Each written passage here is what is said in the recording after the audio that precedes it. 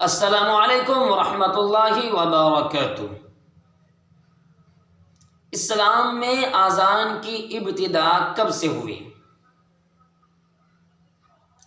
حضرت عبداللہ بن عمر رضی اللہ تعالیٰ عنہ فرماتے ہیں کہ رسول اللہ صلی اللہ علیہ وسلم نے لوگوں کو جماعت کے لیے اکٹھا ہونے کا مشورہ کیا، جمع کرنے کا مشورہ کیا، تو صحابہ کرام رضی اللہ تعالیٰ عنہم اجمعین نے مختلف رائے پیش کی۔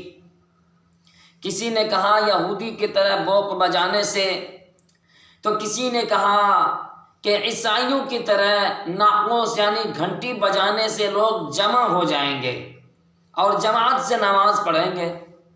اللہ کے رسول صلی اللہ علیہ وسلم نے کسی کا مشورہ پسند نہیں فرمایا، بلکہ آپ صلی اللہ تعالی علیہ وسلم نے سوچنے اور سمجھنے کا موقع دیا، غور کرنے کا موقع دیا۔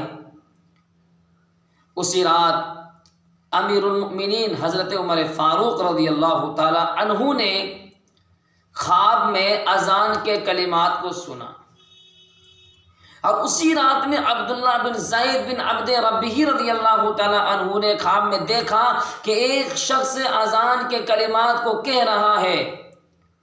آنکھ کھلتے ہی انہوں نے خواب کو یاد کر لیا، اور آنکھ کھلتے ہی جناب محمد رسول اللہ صلی اللہ علیہ وسلم کے پاس تشریف لائے تہجد کے وقت میں، اور اللہ کے رسول صلی اللہ علیہ وسلم کے سامنے انہوں نے پیش کیا، یا رسول اللہ، ہم نے خواب میں ایسا ایسا دیکھا ہے کہ ایک شخص آئے اور انہوں نے اذان کے کلمات کو کہا ہے۔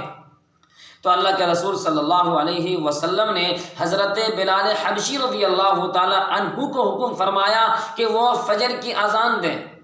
چنانچہ انہوں نے فجر کی اذان دی، تو جیسے ہی آواز حضرت عمر فاروق رضی اللہ تعالی عنہ کے کان میں پڑی، تو حضرت عمر فاروق رضی اللہ تعالی عنہ دوڑے ہوئے آئے اور عرض کہ یا رسول اللہ، آج میں نے بھی خواب میں اسی طرح سے اذان سنا ہے۔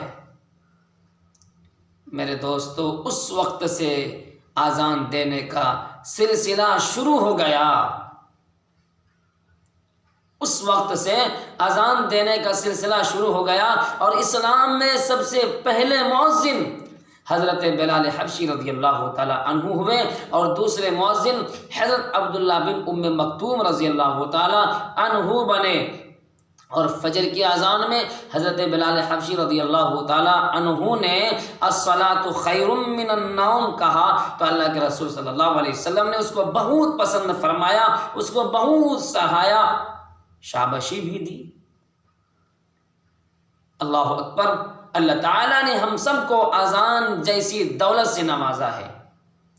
دوسرے مذہب والے گھنٹی سے بلاتے ہیں، گھنٹی بجانے کے بعد جمع ہوتے ہیں، کوئی ناقوس، کوئی بوق، کوئی ڈھولک، کوئی ٹین بجاتے ہیں، لیکن اللہ کا لاکھ لاکھ شکر ہے کہ اللہ تعالیٰ نے ہم سب کو اذان جیسی دولت سے نوازا ہے۔ پوری دنیا میں اذان ہو رہی ہے۔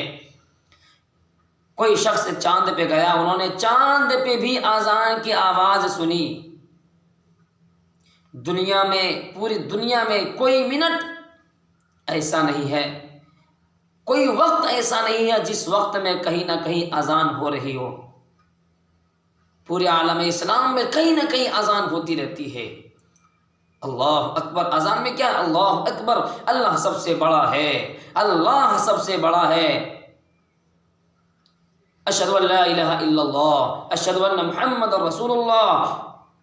میں گواہی دیتا ہوں کہ محمد رسول اللہ صلی اللہ علیہ وسلم اللہ کے رسول ہی۔ اذانوں میں بھی صدا، ہر جگہ اللہ کے رسول صلی اللہ علیہ وسلم کی صدائیں بلند ہو رہی ہیں۔